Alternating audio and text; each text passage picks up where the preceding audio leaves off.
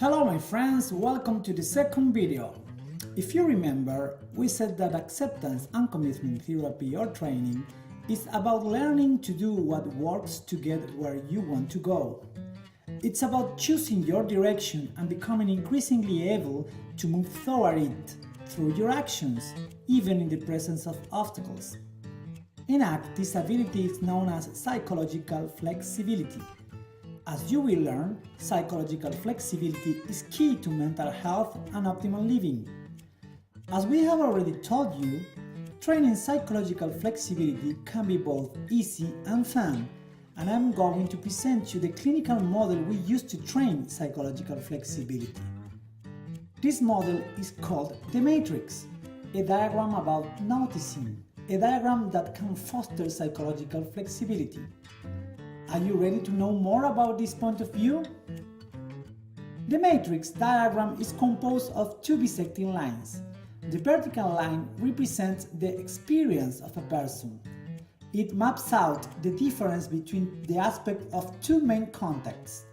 The context of our experience that comes through our five senses and the part of our experience that arises from our mental activity, the world inside our skin. Working in this basic discrimination allows us to train contextual sensitivity in our clients.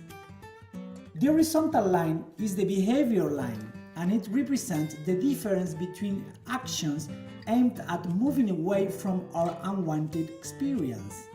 For example, moving away from anxiety, and actions aimed at moving toward who or what is important. For example, moving toward a loved one. By asking to discriminate between these two types of behaviors using this line, we train the clients to use the pragmatic truth criteria to assess the utility of their behaviors.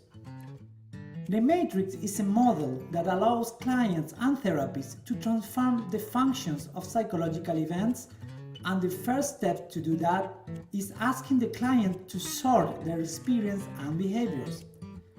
So, our first clinical task is inviting our client to sort out experiences, behaviors, and stories into the four quadrants formed by the two bisecting lines. The quadrants are the following. 1. Who or what is important. 2. What shows up and gets in the way. 3.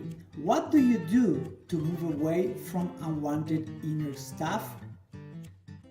And 4.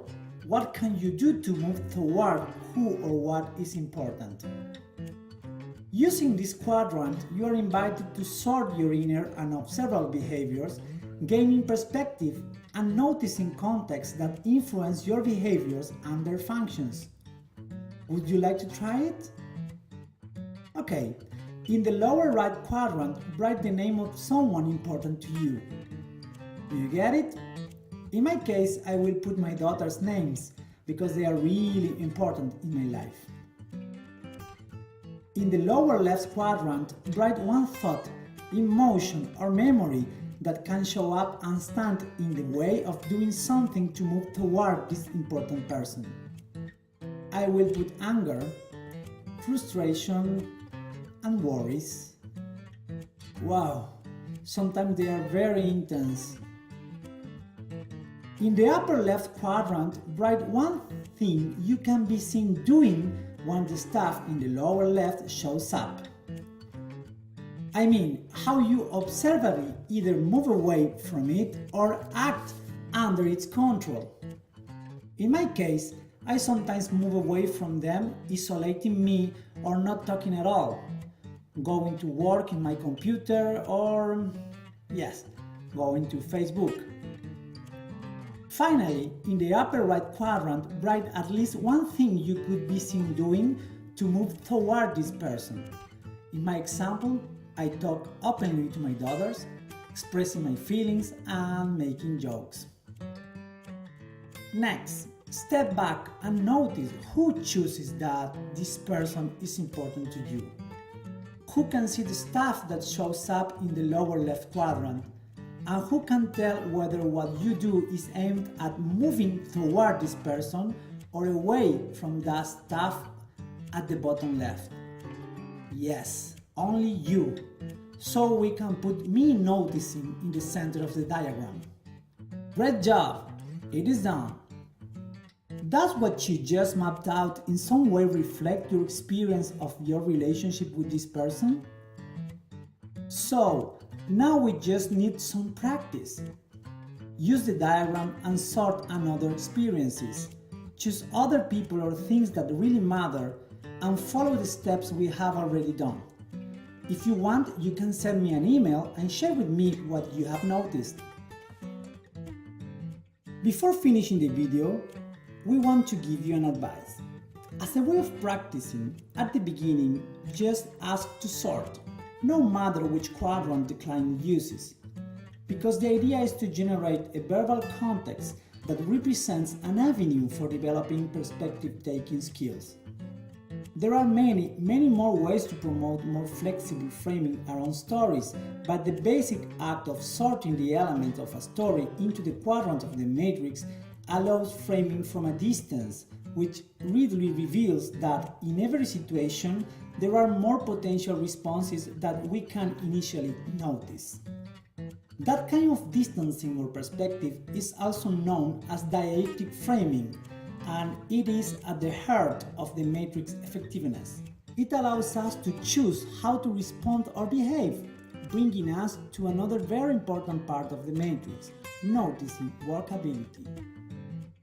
Doing this simple sorting task, we promote some distance in regard to our inner obstacles, having more space to cultivate a valued living. Do you remember? Valued living is about identifying who or what is important to us and acting on it, rather than living on autopilot and waiting for obstacles to disappear before doing what is important to us. Valued living means moving toward who or what is most important without allowing our inner experience to function as an obstacle to engaging in those actions. What are you willing to do this week as a small step toward who or what is most important to you? See you in our next video, my friends!